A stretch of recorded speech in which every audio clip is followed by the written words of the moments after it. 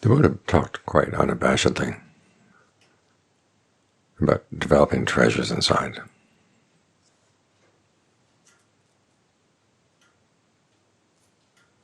Treasures of conviction, a healthy sense of shame, compunction, virtue, knowledge of the Dhamma, generosity, and discernment.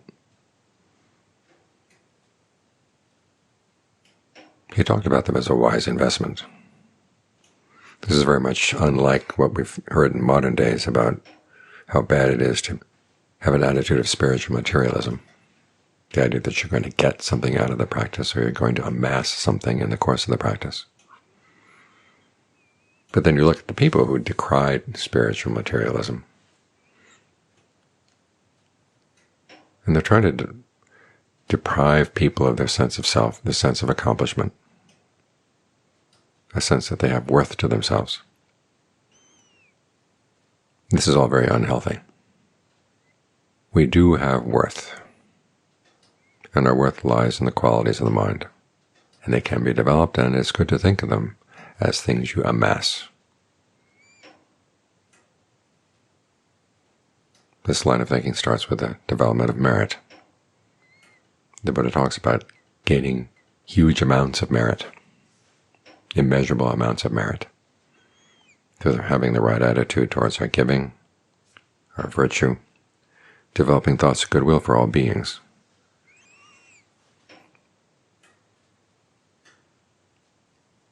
This is all to the good, because it gives us a sense that even though things of the world outside may be washed away, as we say in the chant, the world is swept away, there are good things in the mind that don't have to be swept away. We have the potential within us to develop them.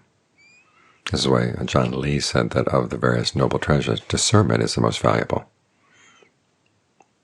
because it's the discernment that realizes where those potentials lie and how you can develop them.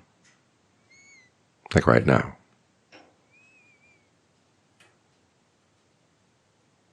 Focusing on the breath. It's a small thing, focusing on the breath. How would you imagine that this would be the potential for developing discernment? Well, it comes from focusing on the breath in the right way. There was one time when the Buddha told the monks that practicing breath meditation was a good thing. And one of the monks said, "Oh yeah, I practice breath meditation already." And this was a monk who didn't have that good a reputation among the other monks, or with the Buddha himself. So the Buddha asked him, "How do you practice breath meditation?" The monk said, "I put aside all worries about or concerns about the future, all memories of the past, and with equanimity I breathe in and breathe out." Which sounds like the way breath meditation is taught a lot these days. But the Buddha said, there is that kind of breath meditation, but it doesn't give the best results. Here again, we're looking for gaining results, and it's not bad to gain results and to want to gain good results. There's a more productive way of looking at the breath. You start by noticing differences between long breaths and short breaths, and you breathe aware of the entire body. In other words, you're taking the sense of pleasure that can come from finding the right breath to stay with, the right rhythm of breath, and you maximize it. And then as you're aware of the whole body, a sense of pleasure, ease spreading throughout the body. Then you calm the bodily fabrication, in other words, the sense of the in and out breath. You allow it to grow still. You don't force it to grow still, but you allow it. Now the Buddha uses the term bodily fabrication here. He could have simply said, allow the in and out breath to grow still. But he wants to start your thinking in terms of fabrication, what you're doing to shape your experience right here, right now.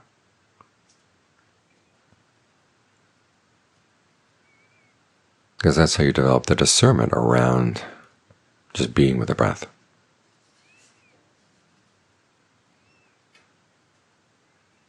Then he goes on to talking about breathing in a way to give rise to rapture, breathing in a way that gives rise to pleasure, breathing in and out sensitive to mental fabrication, feelings and perceptions, and then calming them. Here again, you're working with potentials you have when you're learning how to put them together in the right way so that they grow, they give results. Because the more you understand the principle of fabrication, the more you see ways in which you are shaping your experience right now, and how you're doing it unskillfully. And that develops your discernment even further. So these noble treasures that we can develop inside, they start with very simple things. The raw materials are there. You've got a body breathing. You've got the mind thinking and aware. And you can put those together in a way that grows wealth. You can invest them in an activity. You invest them in the process of meditation. So you gain something of solid worth.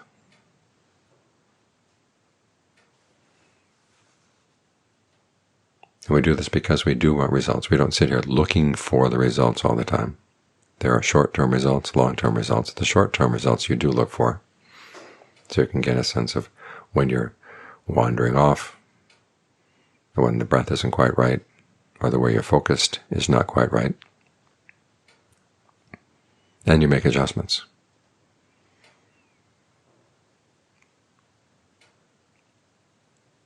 But you realize that you're doing this not simply to become a good breather. You're doing it because it develops good qualities in the mind. You develop the mindfulness, and it's going to help you remember the lessons you've learned.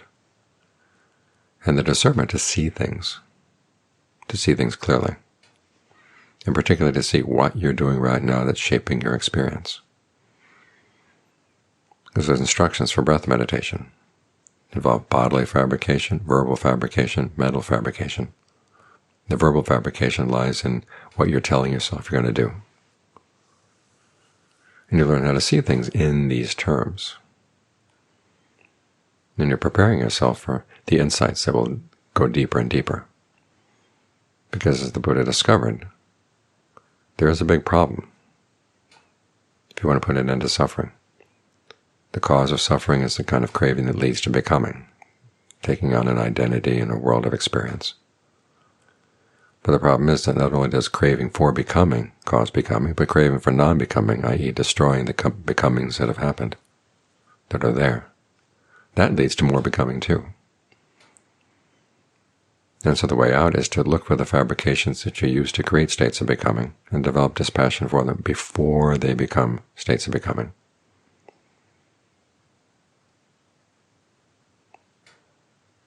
That way you don't have to think about destroying anything that's already there. It'll end on its own.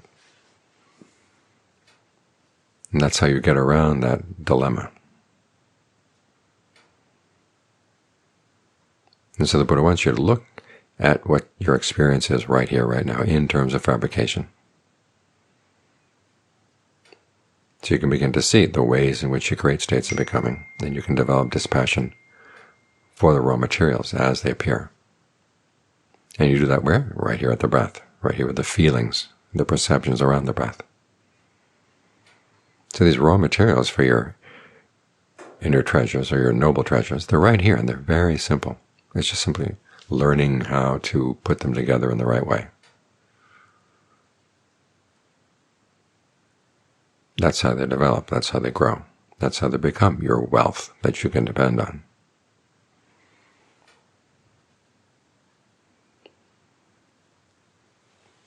So as we look around us in the world,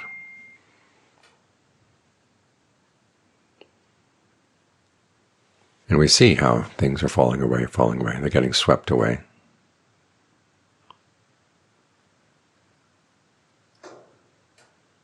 And we'll be seeing how the economy gets swept away. But you want your inner economy to stay solid and to realize that that's where your true wealth lies. Because the things of the world, they belong to the world. You can't take them with you. Yet even while you're here, you can't keep them all the time. You can't say, all this wealth that I've gained that's in my bank account, it's going to be mine forever until I die. All kinds of things can happen to make it worthless.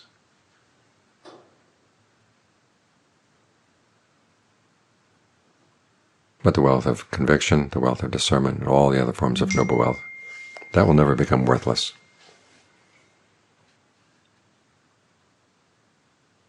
So that's where you should invest your time. That's where you should invest your energy and all the discernment that you can muster. The raw materials are here. As I said, they're very simple. We all have them. You all have what it takes. It's simply a matter of putting them together with the right determination and in the right way.